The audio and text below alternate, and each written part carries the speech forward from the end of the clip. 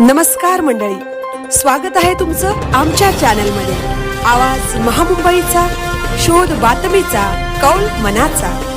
चला तर मग आमचे चॅनल लाईक करा, शेअर करा आणि सबस्क्राईब करा. धन्यवाद. छत्रपती शिवरायांबद्दल बागेश्वर बाबांचे वादग्रस्त विधान. देवेंद्र फडणवीसांनी सुनावले खडे बोल. नागपूर येथील नॅशनल कॅन्सर इन्स्टिट्यूट परिसरात डॉक्टर आबाजी थत्ते सेवा आणि अनुसंधान संस्था यांच्या माध्यमातून उभारण्यात येणाऱ्या भारत दुर्गा मंदिराचा शिलान्यास सोहळा मोठ्या उत्साहात पार पडला. या विशेष कार्यक्रमाला सरसंघचालक डॉक्टर मोहन भागवत उपस्थित होते आणि त्यांच्याच हस्ते या मंदिराची कोनशिला रचण्यात आली. या सोहळ्यानंतर एका धर्मसभा कार्यक्रमाचे आयोजन करण्यात आले होते. याच सभेला संबोधित करताना बागेश्वर धामचे प्रमुख धीरेंद्र कृष्ण शास्त्री म्हणजेच बागेश्वर बाबा यांनी छत्रपती शिवाजी महाराज आणि समर्थ रामदास स्वामी यांच्या संदर्भात एक असा प्रसंग सांगितला ज्यामुळे सध्या मोठा वाद निर्माण झाला आहे. बागेश्वर बाबा यांनी आपल्या कथनात दावा केला की अनेक लढाया लढून छत्रपती शिवाजी महाराज जेव्हा खूप थकले तेव्हा त्यांनी एक दिवस समर्थ रामदास स्वामी यांची भेट घेतली.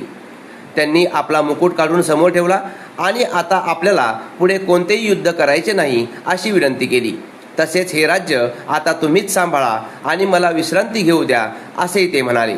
यावर हसून समर्थ रामदास स्वामी यांनी तो मुकुट पुन्हा त्यांच्या डोक्यावर ठेवला आणि आदेश दिला की आता हे राज्य माझे आहे, पण याचे संचालन माझ्या आज्ञेने तुम्हीच करायचे आहे. या संपूर्ण विधानानंतर राजकीय वर्तुळात संतप्त प्रतिक्रिया उमटल्या. यावर राज्याचे मुख्यमंत्री देवेंद्र फडणवीस यांनी तातडीने आपली भूमिका स्पष्ट केली.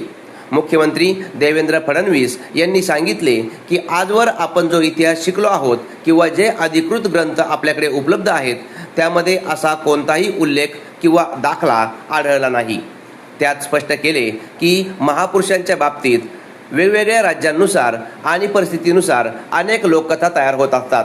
रामायण आणि महाभारतातही अनेक लोककथा जोडल्या गेल्या आहेत, परंतु ऐतिहासिकदृष्ट्या या विशिष्ट घटनेला कोणताही आधार नाही असे त्यांनी ठामपणे सांगितले. पत्रकार विजय गायकर यांचे मत.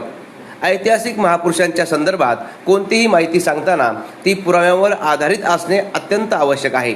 सार्वजनिक व्यासपीठावर अशा प्रकारच्या कथा सांगण्यापूर्वी त्याची ऐतिहासिक सत्यता पडताळून पाहणे गरजेचे असते, जेणेकरून जनतेच्या भावना दुखावल्या जाणार नाहीत.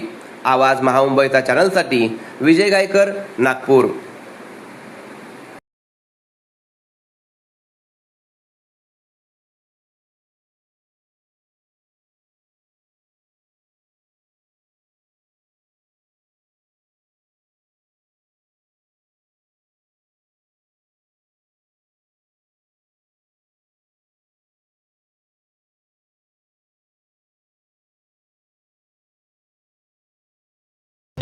फिर शिवाजी महाराज जब बहुत थक गए युद्ध करते करते, उनको लगा कि हम थक गए, तो एक दिन स्वामी समर्थ रामदास जी के पास गए और उन्होंने अपना मुकुट उतारा और कहा कि हमने बहुत लड़ाइयां लड़ ली, बहुत युद्ध कर लिया, अब कृपा करो कि अब हमें बहुत लड़ना नहीं, अब एक बड़ी दया करो, ये मुकुट संभालो आप, ये राजपाट आप संभालो, आपकी आज्ञा से ही हम चले, अब हमसे चला नहीं जा रहा, अब हमसे युद्ध लड़ा नहीं जा रहा, हम बहुत थक गए, अब हम विश्राम चाहते हैं, अब हम आराम चाहते हैं, अब हम कुछ दिन कुछ करना नहीं चाहते.